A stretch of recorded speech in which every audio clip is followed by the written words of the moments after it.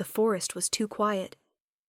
Isla had learned that silence in the wilderness meant predators, but she was exhausted. 4 weeks of traveling between packs, trading healing services for scraps of food and a dry corner to sleep in. Her silver hair hung limp and tangled. Her porcelain skin was smudged with dirt. Her storm-gray eyes burned from sleeplessness. She should have stopped hours ago, but the nearest settlement was still a day away. Sleeping alone in the forest had never bothered her before. She'd been doing it since she was 16, since the raid that killed her parents and left her an orphan no pack wanted. Isla's appearance had always been the problem. Silver hair like moonlight, skin so pale it seemed translucent, eyes the color of winter storms. Not quite albino, but close enough that other wolves found her unsettling. An omen of bad luck. When her parents died defending their small pack, no one fought to keep their strange daughter. She'd been given a bag and pointed toward the border before her parents were even buried. That was 8 years ago. 8 years of wandering, of offering her healing gift for payment, of never staying long enough to form attachments because attachments meant pain when they inevitably pushed her away. The scream shattered the silence, high-pitched and terrified. A wolf cub. Every instinct screamed at Isla to keep walking. Wolf cubs meant protective parents. Protective parents meant territorial wolves who wouldn't appreciate strangers near their young. But the cry came again, weaker, followed by a whimper that pierced her heart. She was moving before she could stop herself. Her healing sense, the magical awareness that let her feel injuries in living things, suddenly flared to life. Pain. So much pain. Isla burst through the brambles and froze. The wolf cub was tiny, maybe 4 months old, with pure silver fur matted with blood. It dragged itself across the forest floor, one hind leg twisted wrong, deep gashes across its back still bleeding freely. And standing between the cub and escape were 3 rogues in wolf form, scarred, mangy, eyes gleaming with malicious intent. This wasn't a hunt. This was torture. They were playing with it. "Hey!" Isla shouted before her brain could stop her mouth. "Get away from it!" The 3 rogues turned. She saw the moment they registered what she was. A lone Omega, unarmed, defenseless. One shifted to human form, a tall man with a scarred face and dead eyes. "Well, well," he said, voice rough. "First we get to kill the little prince, then the moon goddess sends us a pretty Omega to play with." He sneered. "Though you're a strange-looking thing, like a corpse that forgot to die." Prince? Isla's mind raced. Silver fur being hunted by rogues who specifically wanted to kill it. This wasn't just any cub. This was someone important. "I don't know what you're talking about," Isla said, trying to keep her voice steady. "Leave that cub alone and get out of here." The rogue laughed.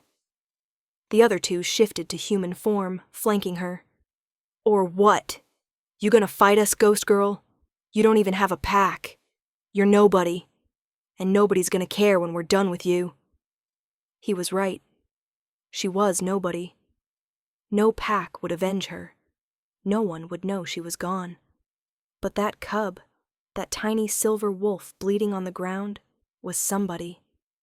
And Isla was tired of being nobody. Tired of walking past suffering because getting involved was dangerous. Tired of surviving when she'd stopped living years ago. "You're right," she said quietly, reaching into her pack. "I am nobody." She pulled out her father's knife, the only weapon she owned. "Which means I've got nothing to lose." She launched herself at the nearest rogue. The fight was brutal. Isla wasn't a warrior. She'd had basic training from her father, but she was a healer, not a fighter. The rogues were bigger, stronger, trained to kill. But she had surprise. And rage. Years of accumulated fury at a world that treated her like garbage.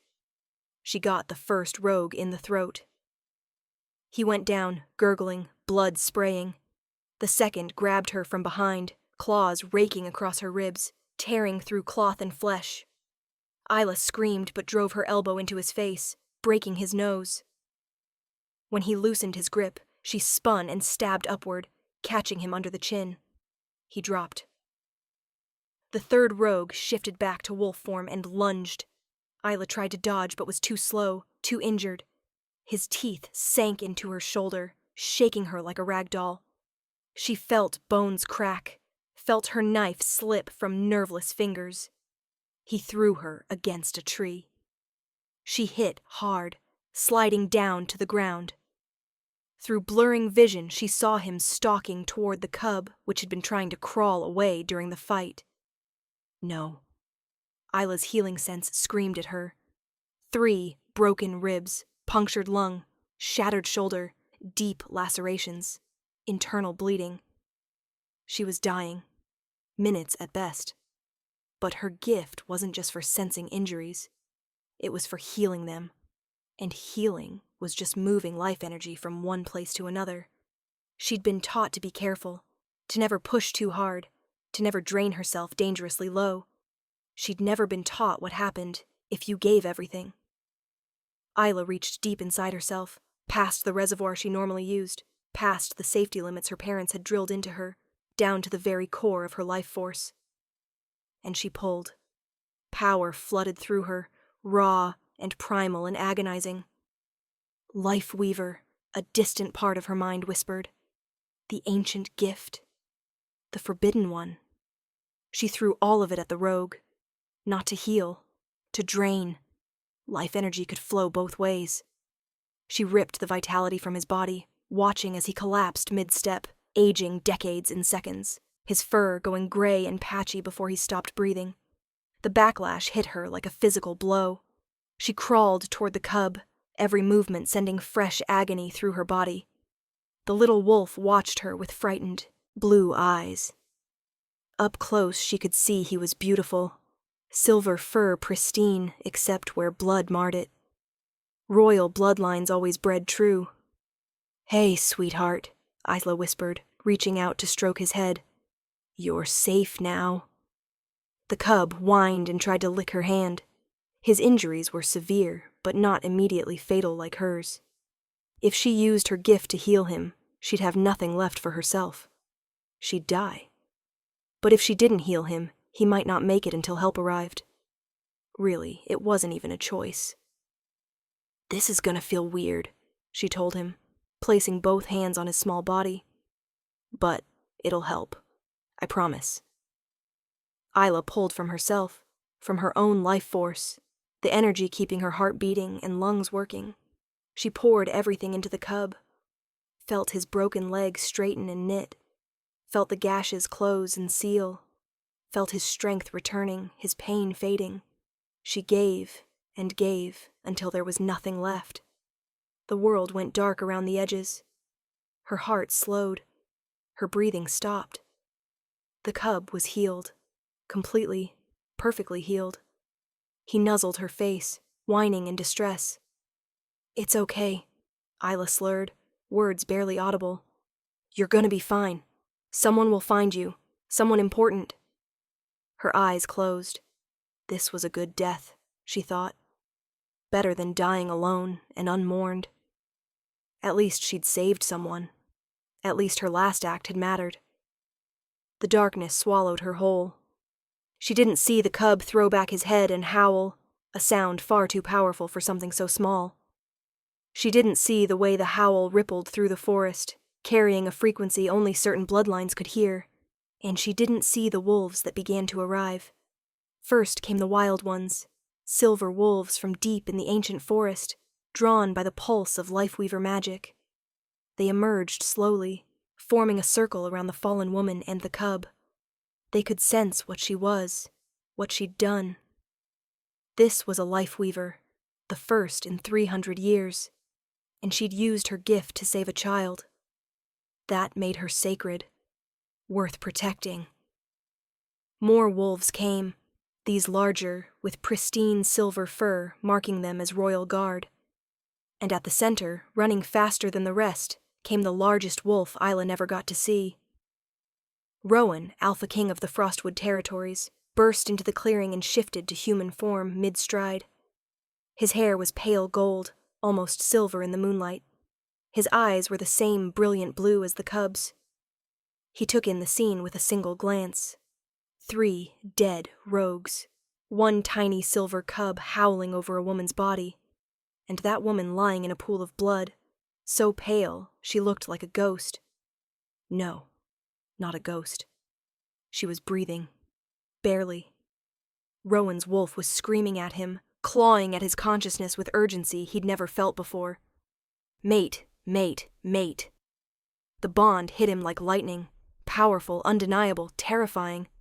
This woman, this stranger who'd somehow ended up in the forest with his son, was his true mate. His son. Ash, Rowan's. Heart had been in his throat for 3 hours, ever since the ambush had resulted in Ash being taken. He'd tracked them for miles, praying he'd be fast enough. He'd expected to find his son dead or dying. He'd expected to kill the rogues himself, slowly and painfully. He hadn't expected to find them already dead, killed by an Omega who looked like she'd barely survived the fight. No, not survived. She hadn't survived. She was dying right now. "Healers!" Rowan roared, dropping to his knees beside her, hands hovering, afraid to touch and cause more damage. "Now!" 2 wolves from his guard shifted and ran. Ash, his brave, foolish, beloved son, crawled into Rowan's lap and whined, pawing at his father's chest. Rowan wrapped one arm around his cub, feeling overwhelming relief. But his eyes never left the woman. She looked so young, mid-20s maybe, with features that would have been beautiful if they weren't slack with unconsciousness and gray with blood loss. But it was her hands that caught his attention. They rested on Ash's fur, even in unconsciousness, as if she'd been petting him when she collapsed. And there was a faint glow around those hands, a shimmer of magic Rowan recognized from ancient texts. "Lifeweaver," he breathed. "You're a Lifeweaver." That explained everything. Why Ash was perfectly healthy, despite the blood matting his fur. Why this woman was dying. She'd used the forbidden gift, the one that let you transfer life force itself. She'd saved Ash by giving him her own vitality. She'd been willing to die for a cub she didn't know, for his son, his heir, and she was his mate. Rowan made a decision right then, kneeling in blood-soaked dirt with his son in his arms and his dying mate at his feet. She'd saved the most precious thing in his world. She'd given everything to protect a child she'd never met. He would move heaven and earth to save her in return. The healers arrived within minutes, 3 of them, the best Rowan had. They took one look at the woman and their faces went grim. "Your Majesty," the head healer, an older woman named Mira, said carefully. "I don't know if you will save her," Rowan said, and there was no room for argument. "I don't care what it takes. She saved my son. She's a Lifeweaver. And she's my mate. You will not let her die."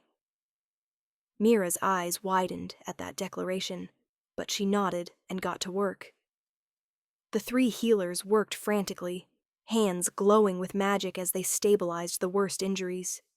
Internal bleeding first, then the punctured lung, then the broken bones. 20 minutes of intense, exhausting work. Finally, Mira sat back, wiping her forehead. "She's stable. Barely. She'll need constant care for the next week, possibly longer. But she should survive."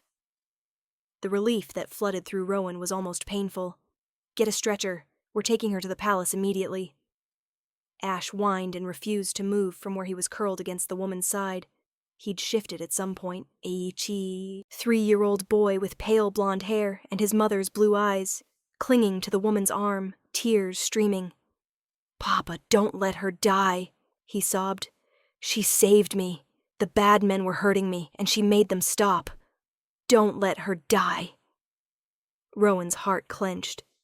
Ash had barely spoken since his mother's death in childbirth 3 years ago. He'd been withdrawing, becoming quieter, more fearful. And now here he was, speaking in full sentences, begging for a stranger's life. "She's not going to die," Rowan promised, scooping his son into his arms. "I swear it. And when she wakes up, you can thank her yourself." The journey to the palace took 4 days. They moved slowly to avoid jostling her, stopped frequently so the healers could reinforce their work. Rowan barely slept, spending most of his time watching over her, one hand holding his son, and the other near enough to feel her weak heartbeat through their bond. He learned everything about her during those 4 days. Her name was Isla, according to papers in her pack. A traveling healer with no pack affiliation. 24 years old. Born to Marcus and Elena, both deceased. No living family. She owned almost nothing. Healing supplies, spare clothes, her father's knife still sticky with rogue blood, and a small journal of healing recipes. She'd been alone since she was 16. 8 years of wandering, facing prejudice because of her unusual appearance. Not anymore. She had a home now, whether she wanted it or not. She had a mate and a cub who'd imprinted on her so hard that Ash threw screaming fits whenever they tried to separate him from her. When they reached the palace, Rowan had her installed in a suite next to his own. The healers set up rotations to watch her constantly. Ash refused to leave her side, sleeping in a small bed next to hers, holding her hand even in sleep. It took 7 days for her to wake up. 7 days of watching her breathe, of feeling the mate bond slowly strengthen as her body healed, of his son talking to her unconscious form about everything and nothing. On the 7th day, just after dawn, her eyes opened. Rowan was there. He was always there. He watched as she blinked slowly, confused and unfocused. She tried to sit up and immediately gasped in pain, falling back against the pillows. "Easy," Rowan said softly, moving to her side. "You're safe. You're in the palace. You've been unconscious for 7 days. Isla's eyes focused on him. He saw recognition dawn, understanding of who exactly she was talking to, but there was no fear, just exhaustion and confusion. "The cub," she croaked, voice rough from disuse. "Is he—" "He's fine, thanks to you. He's right here, actually." Rowan gestured to the small bed where Ash was curled up, still holding her hand. "He hasn't left your side." Isla's eyes filled with tears. "I thought I died. I gave him everything." "You almost did die," Rowan said honestly. "You used the Lifeweaver gift. You gave my son your own life force. Do you understand how rare that is? How dangerous?" "Lifeweaver?" Isla's eyes widened. "But that's supposed to be extinct." "You awakened it," Rowan explained, "in a moment of pure sacrifice. That's how the gift works. It only manifests in those with the purest intentions." He paused. "My name is Rowan. I'm Alpha King of the Frostwood Territories. And the cub you saved is my son, Ash. My only child. The heir to my throne." The implications hit her all at once. Her eyes closed, a tear slipping down her cheek. "I didn't know. He was so small and they were going to kill him." "I know," Rowan said softly. "That's what makes you extraordinary. You saw a child in danger and you didn't hesitate." He hesitated, then added, "There's something else. When I found you, I felt the bond. The mate bond. You're my true mate, Isla." Her eyes flew open, shock written across her features. "That's not possible. I'm nobody. I don't even have a pack. The moon goddess paired you with me because you're exactly what I need," Rowan interrupted. "Someone brave enough to fight impossible odds. Someone selfless enough to die for a stranger's child." He reached out slowly, giving her time to pull away, and took her free hand. "I'm not asking you to accept it right away. I know this is overwhelming, but you're safe here. You have a place here." As if summoned, Ash stirred and opened his eyes. When he saw Isla was awake, his whole face lit up. "You're awake! Papa, she's awake! I told you!" He scrambled onto the bed carefully and threw his small arms around her neck. "Thank you for saving me. The bad men were scary, and you made them go away. You're so brave. Will you stay? Please stay." Isla looked overwhelmed, but Rowan saw something soft and warm bloom in her eyes. "Hey, sweetheart," she said gently, awkwardly patting his back. "I'm glad you're okay." "Nothing hurts," Ash confirmed. "You fixed me all up. Papa says you gave me your life to make me better. That means you're my hero, and you're pretty like snow. I like snow." Despite everything, Isla laughed, weak and shaky, but genuine. "I like snow too," she said softly. Over the following weeks, Isla recovered slowly. Rowan made sure she had everything she needed, the best food, comfortable clothes, peace and quiet. But more than anything, he gave her space. He didn't push the mate bond, didn't demand anything, just let her heal and adjust. Ash, however, had no concept of personal space. He was attached to Isla from the moment she could get out of bed. Followed her everywhere, chattering about his toys and lessons and everything his 3-year-old brain could think of. At first, Isla seemed unsure how to handle him, awkward with the affection and attention. But slowly, Rowan watched her defenses crumble, watched her start to smile when Ash came running, watched her automatically reach for him when he stumbled, watched her become the mother Ash had never had. Not because the bond demanded it, but because she genuinely cared. The Lifeweaver gift was another matter. Isla was terrified of it, afraid to use it, afraid of what it might do. Rowan brought in scholars, ancient texts, anyone with information. They learned together that Lifeweaver wasn't just about transferring vitality. It was about balance, understanding the flow of life energy in all living things. With training, Isla learned to heal without draining herself dangerously, to sense illness before it manifested, to strengthen someone's life force without taking from her own. But the real breakthrough came when she discovered she could sense emotional wounds as well as physical ones, could help heal trauma, ease anxiety, soothe nightmares. It was that aspect that finally helped Ash process his mother's death, helped him understand it was okay to love someone new. 4 months after waking in the palace, Rowan found Isla in the gardens with Ash. They were making flower crowns, Ash's small hands clumsy but determined as Isla patiently showed him how to weave stems together. "For you, Papa," Ash announced, holding up a lopsided crown of daisies. "We made you pretty." Rowan bent down so his son could place it on his head, earning a delighted giggle. "Very pretty, thank you. Did you make one for Isla too?" "She made her own 'cause she's a big girl." Isla smiled, her own crown sitting crookedly on her silver hair. She looked so different from the dying woman in the forest, healthy now, with color in her cheeks and light in her eyes. Happy. "Ash, why don't you go show your crown to healer Mira?" Rowan suggested. "Okay." Ash bounced up and ran toward the palace. Rowan sat beside Isla on the bench, close but not touching, always respecting her boundaries. "He loves you," he said quietly. "Not because of what you did, but because you're patient and kind, and you make him feel safe." Isla looked down at her flower crown. "I love him too. I never thought about having children. But Ash, he's special. Being with him makes me feel like maybe I'm not just a wanderer anymore." "You could be his mother," Rowan said softly, "if you wanted. He needs one, and I think you need him just as much." "I'm not his mother," Isla said, but there was no conviction. "You're the woman who's raised him these past 4 months," Rowan said. "The one who kisses his bruises and reads him stories. The one he runs to when he has nightmares. Biology doesn't make someone a mother. Love does." Isla's eyes filled with tears. "I'm scared. What if I'm not good enough?" "You saved his life once," Rowan said gently.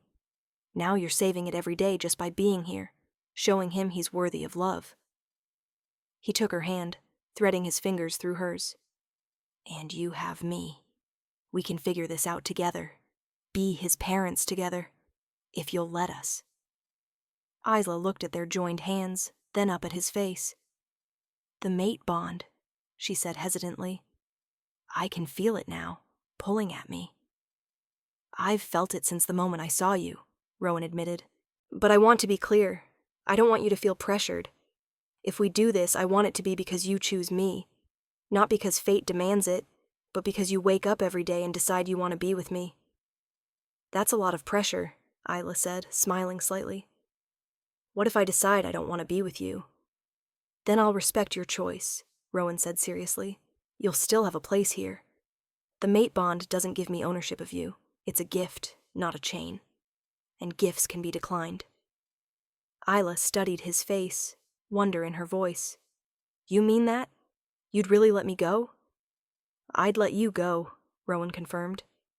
"But I'd really prefer if you stayed. And I'd really prefer if eventually you'd consider accepting the bond, because I think we could be amazing together." "I've never been anyone's equal," Isla said quietly. "I've always been the weird one, the ghost girl. People tolerate me because I'm useful." "I value you," Rowan said firmly.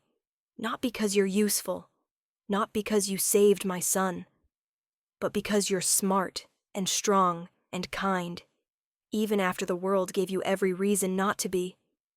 Because you make my son laugh. Because when I look at you, I see my future." He lifted her hand to his lips, pressing a gentle kiss to her knuckles. "Take your time. There's no rush. But know that I'm here, waiting, hoping, ready whenever you're ready." Isla didn't answer with words. Instead, she leaned forward and rested her head on his shoulder, a gesture of trust that meant more than any declaration. They sat like that for a long time, flower crowns on their heads and fingers entwined, while Ash's laughter drifted across the garden. It took another month before Isla came to Rowan's study one evening, nervous but determined. "I've decided," she said, "about the bond, about us." Rowan's heart pounded, but he kept his expression calm. "And?" "I want to try," Isla said. "Not because fate says we should, but because you've been patient. Because you gave me space to heal and time to think. Because you let me fall in love with your son without expecting anything in return. Because when I imagine my future now, you're in it. Both of you." Relief and joy flooded through Rowan so intensely he could barely breathe. "You're sure? You can still—" Isla stepped forward and kissed him, cutting off his rambling. It was soft and tentative, their first kiss, and it made the mate bond flare so brightly between them that they both gasped. When they pulled apart, Isla smiled. "I'm sure. I want this. I want you. I want to be Ash's mother and your mate and the Luna of this pack.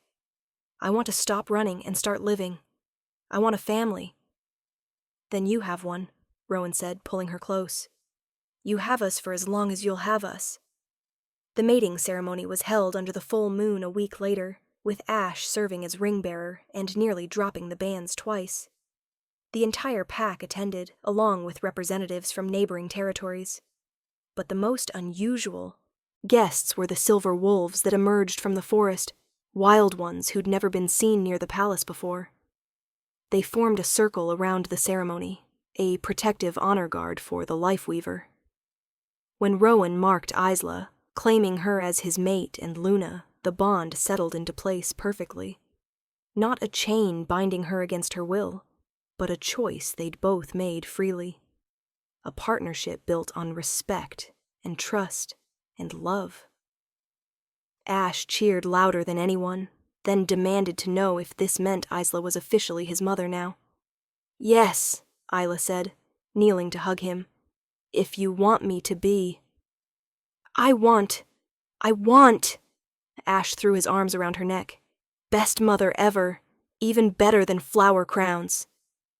Years later, when Ash was older and starting his training as heir, he'd ask his mother about the day she saved him. Isla would smile and pull him close. "You weren't a stranger," she'd tell him. "The moment I saw you hurt and scared, you became mine to protect. That's what family does. We protect each other. And you gave me the greatest gift in return. You gave me a reason to stop running and start living. You gave me a home." And Ash, who'd grow up to be a strong and compassionate leader, would remember those words, would build his rule on the principle his mother taught him. That strength isn't measured by power, but by sacrifice. That the greatest leaders protect the weakest among them. That family isn't always blood, but it's always a choice. The Life Weaver gift would pass down through the royal line, awakening in Ash's children generations later. And the story of the ghost girl who saved a prince and became a queen would be told and retold, a legend of sacrifice and love that reminded all wolves that the moon goddess rewards those with pure hearts.